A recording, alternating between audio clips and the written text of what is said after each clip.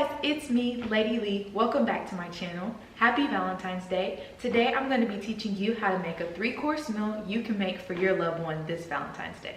Let's get started.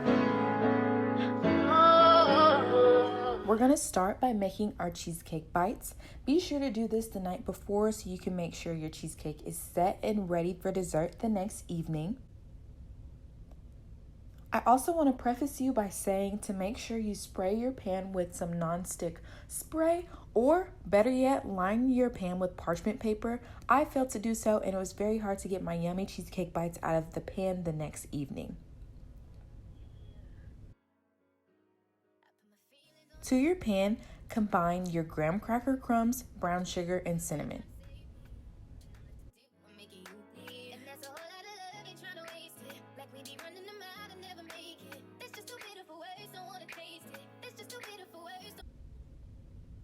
Once that's all mixed together, go ahead and add your unsalted butter and mix until you get a clumpy consistency. At first, it's going to seem like you don't have enough butter, but I promise, just keep mixing and it will be perfect.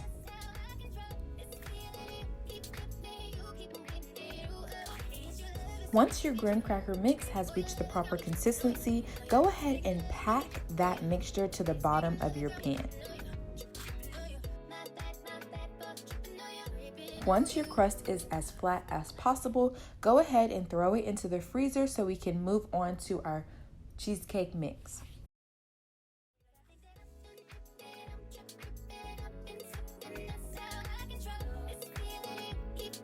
In a small bowl, mix together your no-bake Philadelphia cheesecake mix, vanilla extract, and sweetened condensed milk.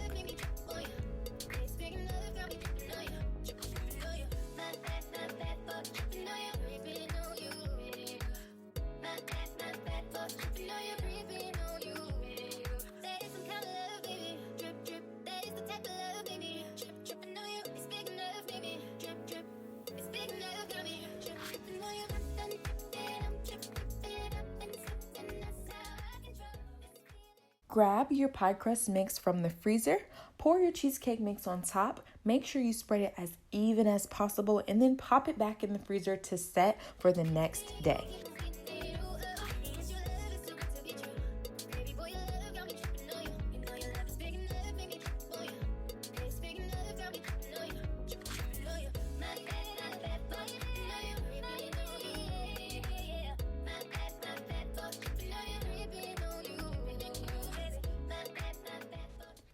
Now we're going to work on our lobster tail for our ooey gooey lobster mac and cheese. I'll be the first to admit I did not know how to crack open this lobster tail. I had to watch a few YouTube videos and they made it seem so easy, and it was not. So definitely take your time and be sure to get all of the meat out of the shell, because lobster meat ain't cheap and you want to make sure you get all of that meat.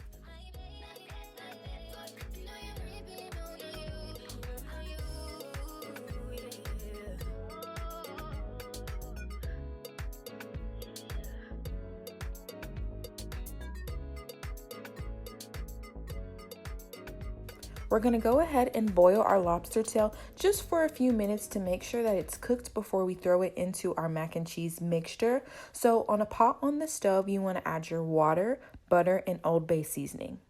Once that comes to a boil, add your lobster tail.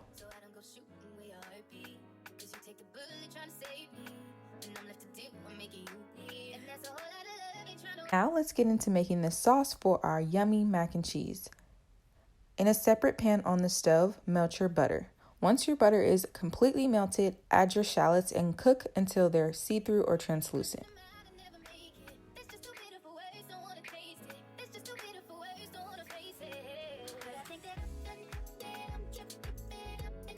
Once your shallots are cooked all the way through, add your garlic.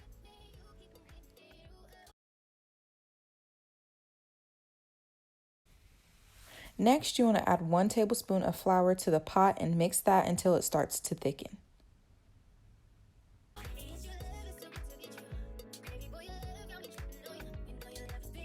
Turn your heat on low and gradually add in your room temperature half and half. It is important that the half and half is room temperature because this will keep your sauce from separating. Add in handfuls of cheese while continuing to stir as the sauce thickens.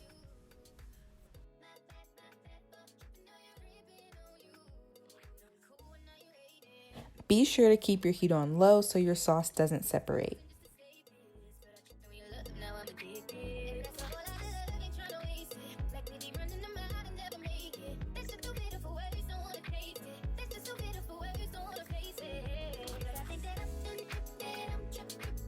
Now it's time to season your sauce. I went a little bit overboard with the smoked paprika, so be sure to taste as you go.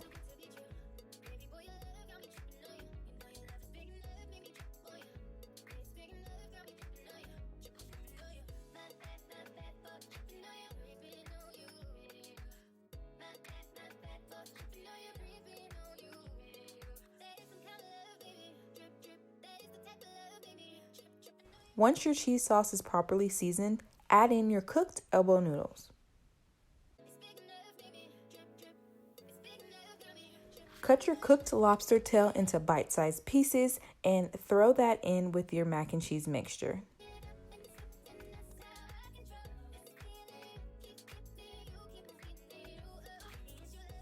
Now for my favorite part, ladling the mac and cheese into the serving dish. If you don't have small dishes like this, it's okay. You can use a large cooking dish and scoop it on the plates when you're ready to serve.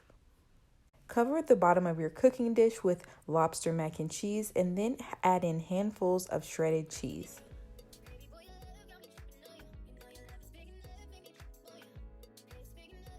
Now it's time to make the yummy breadcrumb topping. Add together salt, pepper, Parmesan cheese, and Italian breadcrumbs.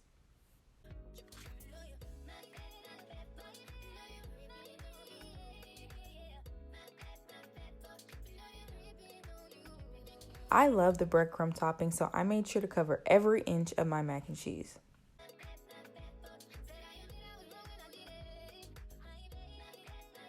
Throw that in the oven, and now it's time to work on our asparagus. Cut off the bottom half of your asparagus and lay them on a foil-lined cookie sheet. Drizzle olive oil on top of your asparagus, squeeze some lemon juice, and season them with your vegetable seasonings. My favorite seasoning is the vegetable magic you see me using here.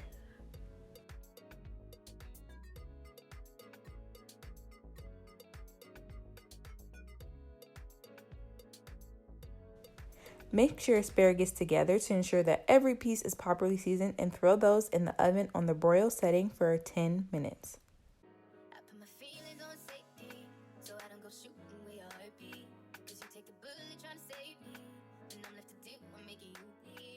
Now it's time to cook our steaks. Season your steaks with your favorite steak seasoning. I use McCormick, and throw those in a pan.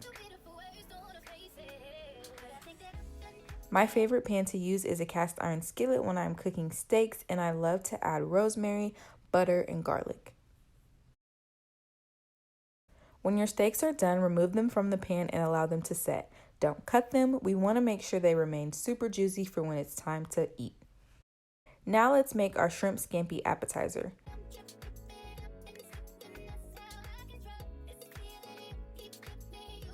Be sure to use a dish that is large enough to lay all of your shrimp flat on the bottom of the dish. This recipe is super easy. All you have to do is add your ingredients on top of your shrimp. Be sure to add your garlic, parsley, lemon juice, butter, and garlic salt. Throw your shrimp scampi in the oven on a broil setting for about 10 minutes and you're ready to serve.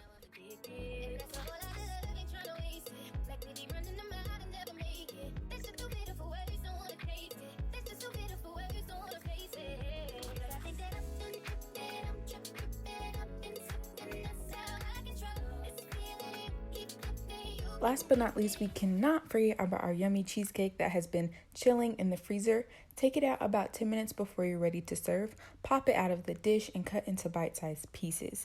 As you can see, I struggled, but if you're sure to use cooking spray or to line your pan with parchment paper, you should have no issues.